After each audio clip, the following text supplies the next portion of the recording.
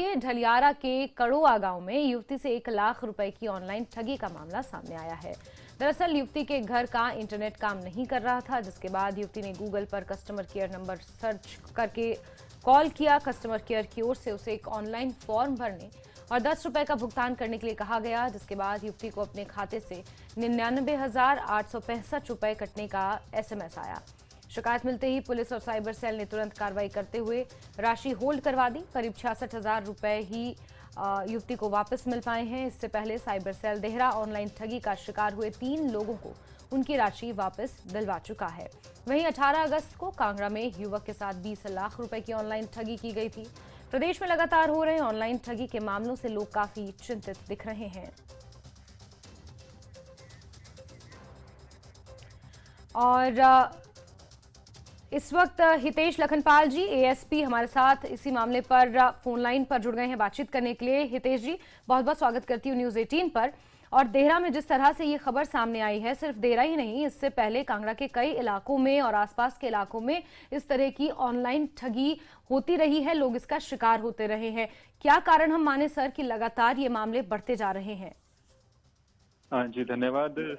देखिए, ये इसमें ऐसा है कि फाइनेंशियल लिटरेसी सबसे ज्यादा इम्पोर्टेंट होती है, और जो IIT की एक रिसर्च सामने आई है उसमें ये बात सामने आई है कि 75% जो साइबर फ्रॉड्स हैं वो फाइनेंशियल फ्रॉड जी। और उसमें से भी 50% जो है वो UPI रिलेटेड फ्रॉड्स हैं। तो सबसे पहले तो हमारा जो फाइनेंशियल लिटरेसी है, मुझे लगता है कि जिस हिसाब से हमारा इन रूट बढ़ा है UPI का, उस हिसाब से जो है लोगों को अवेयरनेस नहीं है जी। तो सबसे बड़ा रीजन तो मुझे यही लगता है मैडम। और दूसरा ये लगता है जो हमारे एक लालच है कि रातों रात अमीर बनना है, एक दूसरे को देख के एक होड़ लगी हुई है। कोई चाहे Dream11 पे कोई पैसे जीत रहा है तो सभी लोग उसमें इन्वेस्ट कर रहे हैं।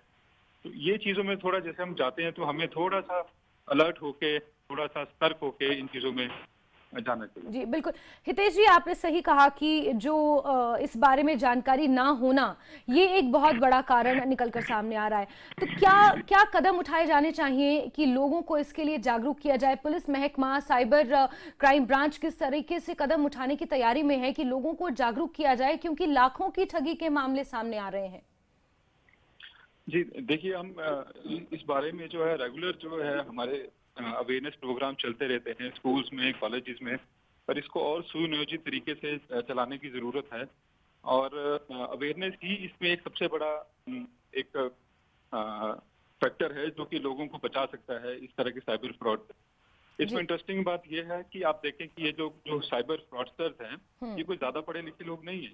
मैक्सिमम जो हम देखते हैं जो पकड़े जाते हैं, तो ये लोग जस्ट हमारा जो हमें अवेयरनेस नहीं है फाइनेंशियल इंस्ट्रूमेंट्स को यूज करने का, चाहे जैसे UPI पेमेंट हमें करने आती है, पर अगर हमें कोई लिंक आ जाता है UPI का तो वी थिंक कि उसमें भी हम जाके अपना इजीली हम OTP बता देते हैं, इजीली हम इसमें प्रे में फंस जाते हैं क्योंकि अवेयरनेस नहीं है। तो एक प्रोग्राम कांगड़ा पुलिस भी इस बारे में चला रही है, हम स्कूल्स में अवेयरनेस क्रिएट कर रहे हैं। और धीरे धीरे मुझे लगता है कि अवेयरनेस, और जिस तरह से आप लोगों ने भी इसमें बढ़ चढ़कर न्यूज आप चलाते हैं तो लोगों को अवेयरनेस होती है इस चीज से, तो लोग सतर्क होते हैं। बिल्कुल बिल्कुल हितेश जी, क्योंकि ये एक ऐसी चीज है जिससे मिलकर ही निपटना होगा, चाहे वो प्रशासन हो या मीडिया।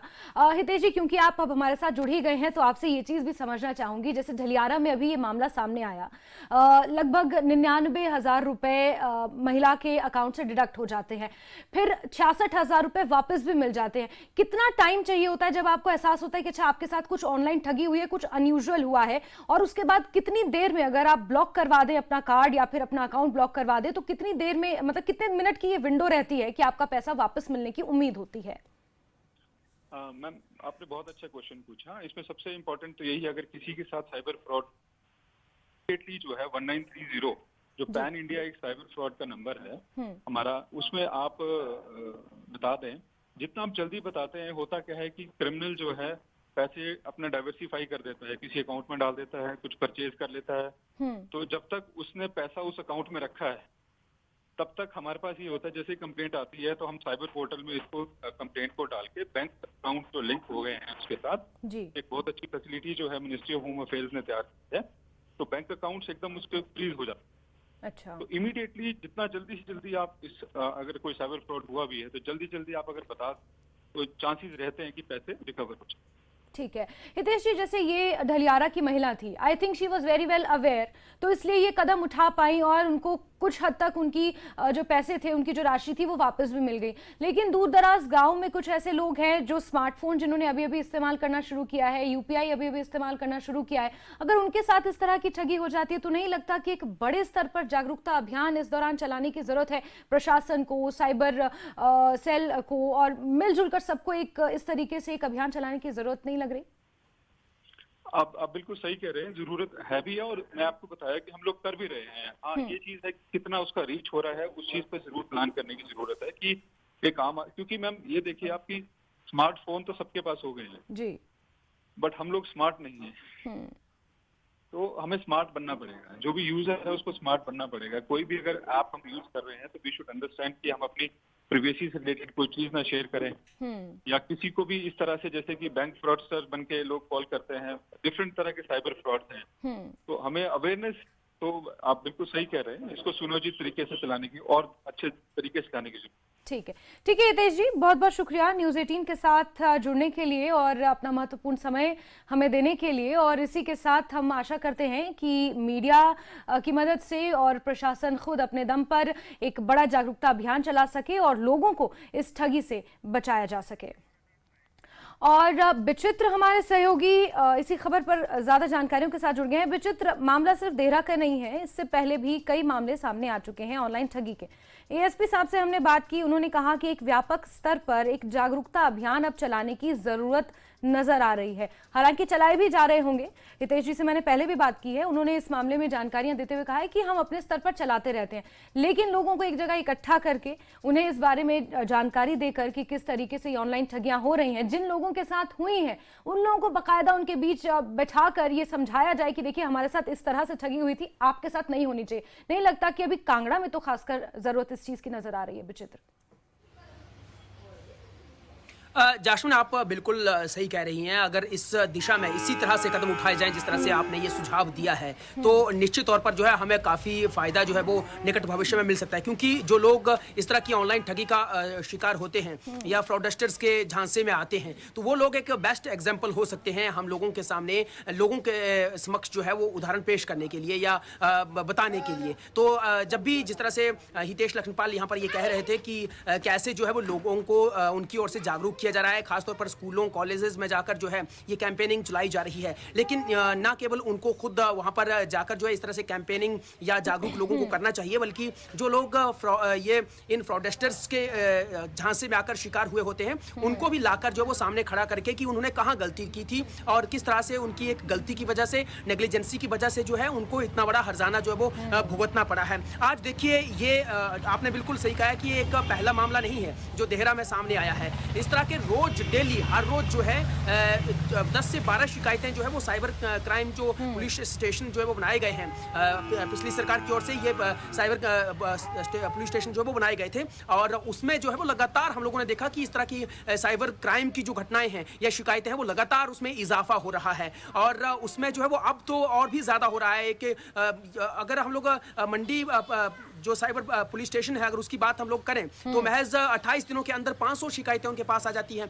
तो ये एक अपने आप में बहुत बड़ा चिंता का सबब है। लगातार जो है वो ये मामले बढ़ रहे हैं। तो ऐसे में कहीं ना कहीं जागरूकता की अब और ज्यादा जरूरत हो जाती है। और दूसरा ये कि जो साइबर पुलिस स्टेशन में जो कर्मचारी बैठ रहे हैं या जो पुलिसकर्मी है उनको भी बहुत ज्यादा सतर्क होने की, बहुत ज्यादा जो टेक्निकल जो है वो इंटेलेक्चुअल होने की जरूरत है। क्योंकि आज की तारीख में जो है वो तमाम चीजें जो है वो आप जानती हैं, हम जानते हैं कि किस तरह से जो है ऑनलाइन ही हो रहा है। हम लोग तमाम बिल जो हैं अपने घर बैठे अपने स्मार्टफोन की माध्यम से जो उनको पे कर रहे हैं। तो कहीं ना कहीं ये जो फ्रॉडस्टर्स होते हैं वो उसी का फायदा उठाते हैं और उसी से जो है वो क्लोनिंग करते हैं, उसी से जो है वो स्कैनिंग करते हैं और फिर हम लोगों को अपने झांसे में फंसाकर जो है वो अपना शिकार बना लेते हैं। और हम लोग अपनी जिंदगी की जो जमा पूंजी होती है, गाढ़ी कमाई होती है, वो एक झटके में जो वो खो देते हैं। ये तो ये लड़की जो जिसने 99,000 रुपीज जो है उसके एक झटके में जो है वो चले गए थे, वो थोड़ा सा इंटेलेक्चुअल थी, थोड़ा सा अवेयर थी, तो उसने जो है वो तुरंत इसकी जानकारी जो है वो पुलिस स्टेशन में दी। लेकिन आपने ये बिल्कुल सही कहा है कि बहुत से लोग तो आजकल नए हैं जो गाँव में जिन्होंने जो स्मार्टफोन खरीदे हैं तो उनको इस बारे में जानकारी नहीं है, वो अगर उनको इस तरह से झांसा दिया जाता है तो वो कभी भी फंस सकते हैं। एक बड़ा एग्जांपल मैं अभी भी देना चाहूंगा जो मेरे साथ अभी हाल फिलहाल में हुआ है जास्मिन। अभी एक ऑनलाइन जो है मुझे अपने यूट्यूब चैनल्स को सब्सक्राइब करने के लिए एक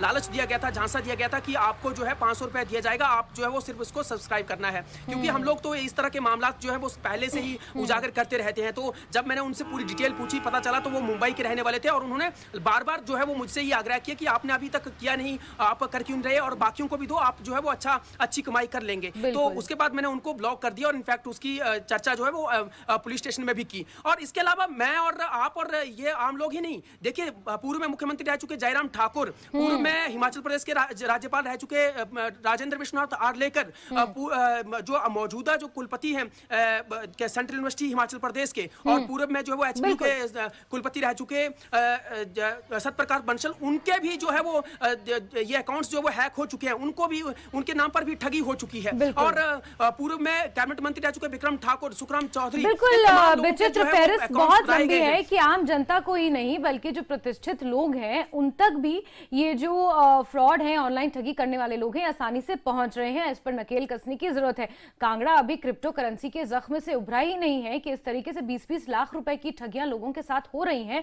तो कहीं ना कहीं ये एक बड़ी चिंता का विषय है कि लोग आखिर क्यों जागरूक नहीं हो रहे, और अगर नहीं हो रहे तो फिर उन्हें जागरूक करने का जिम्मा किसके है, किसके सर है। विचित्र, आप नजर बना के रखें। बहुत शुक्रिया हमारे साथ जुड़ने के लिए, तमाम जानकारी।